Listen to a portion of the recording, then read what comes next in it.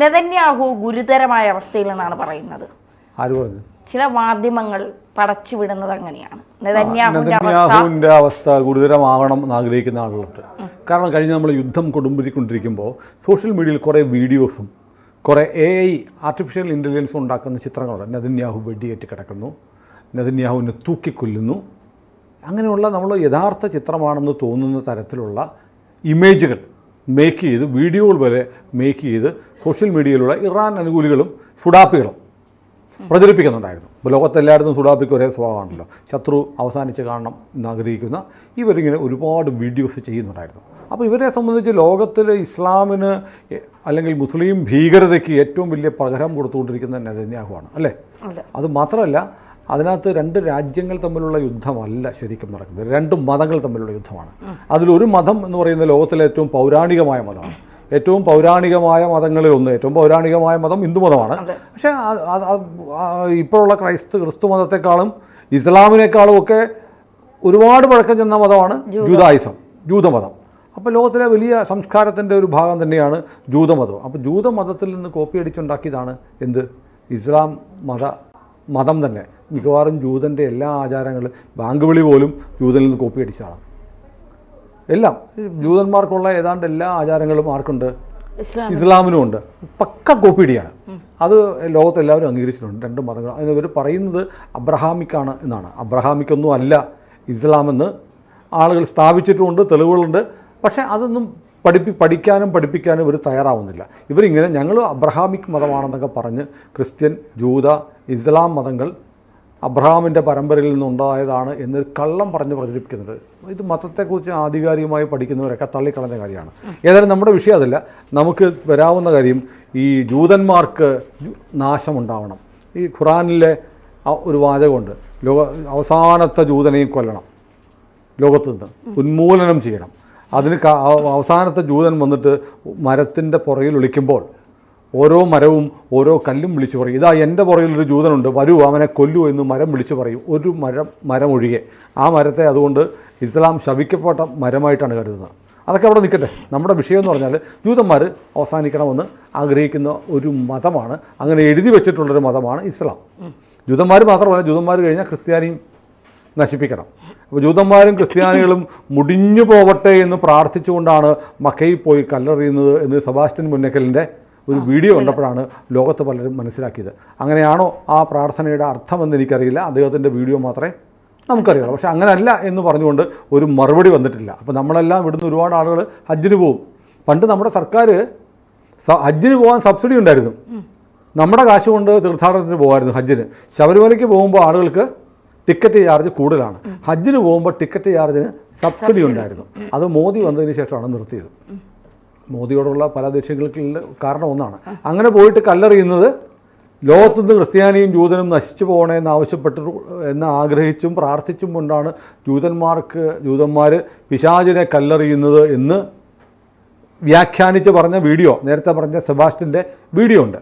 അത് തെറ്റോ ശരിയോ എന്ന് നമുക്കറിയില്ല, അതവിടെ നിൽക്കണം. അപ്പോൾ ജൂതന്മാരോടുള്ള ശത്രുത വിഖ്യാതമാണ്. പിന്നൊരു കഥ പറഞ്ഞു കേൾക്കുന്നത്, പ്രവാചകൻ മരിച്ചത് അദ്ദേഹം യുദ്ധത്തിൽ അടിമയായി പിടിച്ച ഒരു സ്ത്രീ, ലൈംഗിക അടിമയായി പിടിച്ച ഒരു സ്ത്രീ ആട്ടിറച്ചിയിൽ വിഷം ചേർത്ത് കൊടുത്തുകൊണ്ടാണ് പ്രവാചകൻ മരണപ്പെട്ടത് എന്ന് ചില ആളുകൾ പറയുന്നുണ്ട്. നമുക്കിത് ഞാൻ വായിച്ചിട്ടില്ല, ഖുറാൻ വായിക്കാൻ നമുക്ക് പറ്റില്ലല്ലോ, മലയാളം ഖുറാൻ ഞാൻ കണ്ടിട്ടുമില്ല.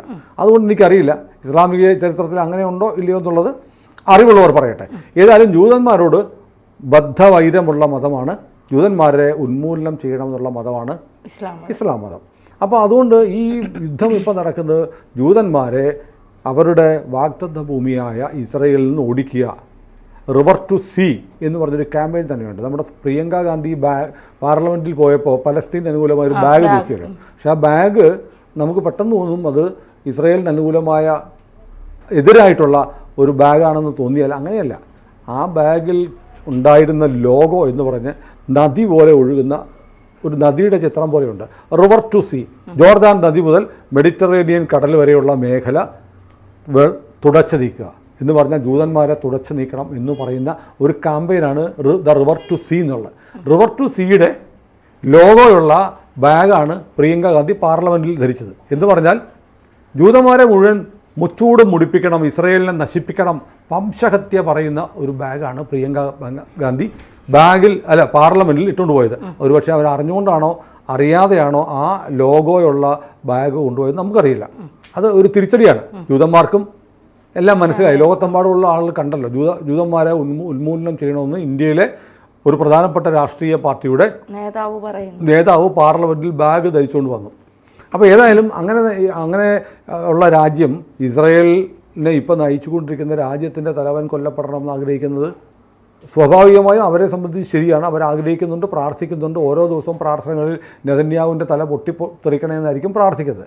പക്ഷേ നെതന്യാഹു ഇപ്പോൾ ഗുരുതരാവസ്ഥയിലൊന്നുമില്ല, അദ്ദേഹം അബോധാവസ്ഥയിലാണ്. അബോധാവസ്ഥയ്ക്ക് കാരണം അനസ്തേഷ്യ കൊടുത്തതാണ്. അദ്ദേഹത്തിന് പ്രോസ്റ്റേറ്റ് വലുതാവുന്നു. യൂറിനറി ട്രാക്റ്റിൽ ഒരു തടിപ്പുണ്ടായിരുന്നു. അത് പ്രോസ്റ്റേറ്റ് വീക്കം ഉണ്ടാകുന്നു. പ്രോസ്റ്റേറ്റ് റിമൂവ് ചെയ്ത് അനസ്തേഷ്യ സർജറി വിജയകരമായി കഴിഞ്ഞു. ഹദാഡ്സ് മെഡിക്കൽ സെൻറ്റർ എന്ന് പറയുന്ന ജെറുസലേമിലെ ആശുപത്രിയിലായിരുന്നു സർജറി. അതിനുശേഷം അദ്ദേഹം ഭൂമിക്കടിയിലുള്ള റിക്കവറി റൂമിലേക്ക് മാറ്റി എന്നാണ് പറയുന്നത്. ഭൂമിക്കടിയിലേക്ക് എന്തുകൊണ്ടെന്ന് ചോദിച്ചാൽ ഒരു പക്ഷേ സുരക്ഷാ പ്രശ്നങ്ങളുകൊണ്ട് തന്നെയായിരിക്കാം. ഈ സുരക്ഷാ പ്രശ്നം ഉണ്ടെങ്കിൽ ഹദാഷ് മെഡിക്കൽ സെൻറ്ററിൻ്റെ ഭൂമിക്കടിയിലേക്കാണ് മാറ്റിയിരുന്നത് പറയുമോ എന്ന് ചോദിച്ചാൽ സാമാന്യ യുക്തിക്ക് പറയത്തില്ല. കാരണം എവിടെയാണെന്നുള്ളത് ഇത് ഹദാഷ് എന്ന് പറയുന്നേ ഉണ്ടാകും, വേറെ സ്ഥലത്തായിരിക്കും ഇപ്പം നെതന്യാഹു ഉള്ളത്. കാരണം ശത്രുക്കൾ ഒരു അവസാന വട്ട ആക്രമണം നടത്തിയാൽ എന്ത് പറ്റും? അതുകൊണ്ട് സുരക്ഷ പ്രമാണിച്ച് ചിലപ്പം ഇവിടെ തന്നെ സുരക്ഷ ഒരുക്കിയിട്ടുണ്ടാവാം, അല്ലെങ്കിൽ അവിടെ അല്ല വേറെ സ്ഥലത്തായിരിക്കാം. മെഡിക്കൽ ബുള്ളറ്റിൻ പറയുന്നത് ഇങ്ങനെയാണ്. പക്ഷേ ഇതിനകത്തൊരു സംശയം എന്ന് പറയുന്നത് നെതന്യാഹുവിൻ്റെ ആരോഗ്യം സംബന്ധിച്ച് പറയാം. അദ്ദേഹത്തിന് 75 വയസ്സുണ്ട്. നമ്മുടെ നരേന്ദ്രമോദിക്ക് 75 വയസ്സാണ്. രണ്ടുപേരും ഒരേ പ്രായക്കാരായ കൂട്ടുകാരാണ് അല്ലേ? ഇന്ത്യയും ഇസ്രയേലും തമ്മിൽ ആത്മബന്ധുക്കളാണ്. മുൻകാലങ്ങളിൽ കോൺഗ്രസ് സർക്കാരുകളുടെ ഭാഗത്ത് പലസ്തീനെ സഹായിച്ചുകൊണ്ടിരിക്കുന്നവരാണെങ്കിൽ നമ്മളിപ്പോൾ ചെയ്യുന്ന പലസ്തീനെ കടലാസിൽ സഹായിക്കും. റിയലായിട്ടുള്ള സഹായം ഇസ്രയേലിന് ബോംബും വെടിയുണ്ടായിട്ട് നമ്മൾ കൊടുക്കും. അതാണ് നമ്മുടെ സഹായം. അപ്പോൾ ഇസ്രയേലുമായി ഏറ്റവും കൂടുതൽ ബന്ധമുണ്ടാക്കിയ രാജ്യം ഇപ്പോൾ ഇന്ത്യയാണ്.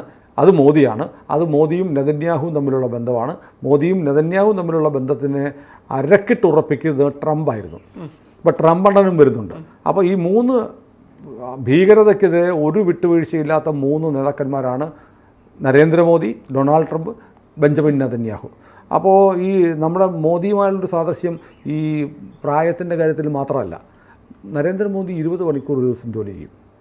20 മണിക്കൂർ, 4 മണിക്കൂറൊക്കെയാണ് ആശാൻ ഉറങ്ങുന്നത്. ഈ കഴിഞ്ഞ 11 വർഷത്തിനിടയ്ക്ക് എപ്പോഴെങ്കിലും മോദിക്കൊരു മൂക്കിപ്പനി വന്നതായിട്ട് നമ്മൾ കേട്ടിട്ടില്ല. അദ്ദേഹത്തിൻ്റെ ശരീരം അത്ര ചിട്ടയോടെ യോഗയൊക്കെ ചെയ്ത് പരിപാലിക്കുന്ന ഒരാളാണ്. അതേപോലെ തന്നെ നെതന്യാഹുവും ഈ ഒരു ദിവസം 17 മണിക്കൂർ ജോലി ചെയ്യും. പിന്നെ അദ്ദേഹത്തിൻ്റെ ഒരു വലിയ മോശം സ്വഭാവമുണ്ട്, എപ്പോഴും സിഗാർ വലിച്ചുകൊണ്ടിരിക്കും, ചുരുട്ട്. അങ്ങനെയാണ് ഇസ്രയേലിൽ നിന്നുള്ള വിവരം. പക്ഷേ ഇതിനിടയ്ക്ക് വേണമെങ്കിൽ ഒരു കോൺസ്പിറസി തിയറിയൊക്കെ പറയാവുന്നൊരു കാര്യമുണ്ട്. കഴിഞ്ഞ വർഷം നെതന്യാഹുവിന് മാർച്ച് മാസത്തിൽ ഇപ്പോൾ പ്രോസ്റ്റേറ്റ് ആണെങ്കിൽ ഹെർണിയൊക്കെ ഒരു സർജറി ചെയ്തിരുന്നു. അന്നും ഈ ജനറൽ അനസ്തേഷ്യ കൊടുത്ത് അദ്ദേഹം കുറേ മണിക്കൂറുകൾ ബോധമില്ലാതായിരുന്നു. അദ്ദേഹം പിന്നെ തിരിച്ചു വരാൻ ഒരു 5-6 ആഴ്ച എടുത്തു. ഇപ്പോഴും ഒരു 5-6 ആഴ്ച കഴിഞ്ഞാലേ നെതന്യാഹുവിന് തിരിച്ചു വരാൻ പറ്റൂ, പഴയ പോലെ തിരിച്ചു വരാൻ പറ്റുള്ളൂ. അതുകൂടാതെ ഈ ഹെർണിയ സർജറി കഴിഞ്ഞ് ഒന്ന് റിക്കവറി വന്നപ്പോഴേക്കും അദ്ദേഹത്തിന് ഫ്ലൂ ബാധിച്ചു, ഇൻഫെക്ഷൻ ഉണ്ടായി. അത് കഴിഞ്ഞിട്ട് പിന്നെ എന്താണെന്നറിയോ, പിന്നെ ഒരു ഏതാനും മാസം കഴിയുമ്പോൾ അദ്ദേഹത്തിന് ഹാർട്ട് അറ്റാക്ക് ഉണ്ടായി. ഹാർട്ടിൽ ബ്ലോക്ക് വന്നിട്ട് സർജറി ചെയ്തിട്ട് പേസ് മേക്കർ വെച്ചിട്ടുണ്ട്. അറിയില്ലായിരുന്നല്ലോ. നെതന്യാഹു പേസ് മേക്കർ വെച്ചാണ് ജീവിക്കുന്നത്. പേസ് മേക്കർ എന്ന് പറഞ്ഞാൽ ഹൃദയം ദുർബലമാകുമ്പോൾ പമ്പിങ് നന്നായി നടക്കാൻ വേണ്ടിയിട്ട് വെക്കുന്ന കൃത്രിമമായുള്ള ഒരു പമ്പാണ്. ആ പമ്പിനൊരു ബാറ്ററി ഉണ്ടാവും. ബാറ്ററിക്ക് ഒരു 10 വർഷം വരെയൊക്കെ ലൈഫുണ്ട്. ഈ 10 വർഷം കഴിഞ്ഞാൽ വീണ്ടും അവിടെ കീറി ആ ബാറ്ററിയോ അല്ലെങ്കിൽ എക്യുപ്മെൻറ്റോ മാറ്റണം. അപ്പോൾ നെതന്യാഹുവിനൊക്കെ വെക്കുന്ന വെച്ചാൽ ഒരു ദിവസം ഇസ്രയേൽ വളരെ സ്പെഷ്യലായിട്ട് ഉണ്ടാക്കിയിരിക്കുന്ന ഏറ്റവും മികച്ച സാധനമായിരിക്കും വെച്ചിരിക്കുന്നത്. അപ്പോൾ അതങ്ങനെ അദ്ദേഹം ഇപ്പം നേരത്തെ പറഞ്ഞിട്ട് ഒരു ഹെർണിയ സർജറി കഴിഞ്ഞ ഉടനെ ഫ്ലൂ വരുന്നു. അത് കഴിഞ്ഞിട്ട് ഏതാനും മാസം കഴിയുമ്പോഴത്തേക്ക് ഹൃദയത്തിൽ പ്രശ്നം വരുന്നു. അവിടെ ഒരു പേസ് മേക്കർ വെക്കുന്നു. പേസ് മേക്കർ വെച്ച് ഏതാനും ദിവസം കഴിഞ്ഞപ്പോൾ അദ്ദേഹത്തിന് ഡീഹൈഡ്രേഷൻ ഉണ്ടാകുന്നു. ഇതുകൊണ്ട് ശരീരത്തിൽ ജലാംശം മുഴുവൻ നഷ്ടപ്പെടുന്നു.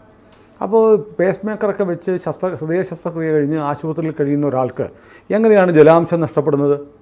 ഒരു കോൺസ്പിറസി തിയറി വേണം ബിൽഡ് ചെയ്യാം.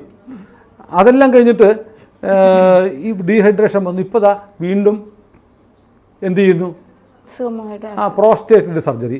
അപ്പോൾ എന്തെങ്കിലുമൊക്കെ ആരോഗ്യ പ്രശ്നങ്ങൾ ഇങ്ങനെ ബെഞ്ചമിൻ നെതന്യാഹുവിനുണ്ടോ, ഞങ്ങളുടെ പ്രധാനമന്ത്രിക്ക് ഗുരുതരമായ ആരോഗ്യ പ്രശ്നമൊക്കെ ഉണ്ടോ എന്നുള്ളൊരു സംശയം പൊതുവിൽ ഇസ്രയേലിൽ ചിലയിടത്ത് മുറുമുറുപ്പായി വരുന്നുണ്ട്. അതോ ഇനി ആരെങ്കിലും എന്തെങ്കിലും നെതന്യാഹുവിനെ ഇല്ലാതാക്കാൻ വേണ്ടി എന്തെങ്കിലും ചെയ്യുന്നുണ്ടോ എന്നൊരു സംശയം പൊതുവിൽ ചില ആളുകളെങ്കിലും രഹസ്യമായി മർമർ ചെയ്യുന്നുണ്ട് എന്നാണ് ഇസ്രയേലിൽ നിന്നുള്ള വാർത്ത. ഏതായാലും ഇപ്പോൾ ഇസ്രയേൽ ആശുപത്രിയിലെ അധികൃതർ ഒരു മെഡിക്കൽ ബുള്ളറ്റിൻ ഇറക്കിയിട്ടുണ്ട്.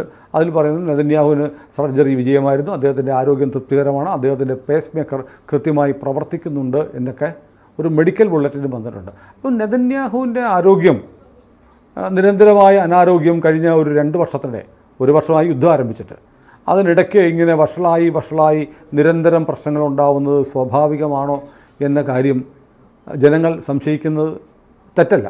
അതേ സംബന്ധിച്ച് ഇസ്രയേൽ അന്വേഷിക്കുമായിരിക്കും. ഏതായാലും നെതന്യാഹുവിൻ്റെ സർജറി വിജയകരമാണ്. ഇത് ആശുപത്രിയിൽ വന്നിരിക്കുന്ന വിവരവും ആശാവഹമാണ്. വലിയ പുരോഗതിയുണ്ട്. അദ്ദേഹത്തിന് ഒരു അത്യാസന്നതയില്ല. അദ്ദേഹത്തിന് അത്യാസന്നത ഉണ്ടാവണമെന്ന് ആഗ്രഹിക്കുന്ന ആളുകളെല്ലാം അത്യാസന്ന നിലയിലായി കുഴിയിലേക്ക് പോയിക്കൊണ്ടിരിക്കുകയാണ്. നെതന്യാഹു പൂർവാധികം ശക്തിയോടെ എത്രയും വേഗം ഇന്ത്യയുടെ ഈ ആത്മബന്ധു തിരിച്ചു വരാൻ നമുക്ക് പ്രാർത്ഥിക്കാം.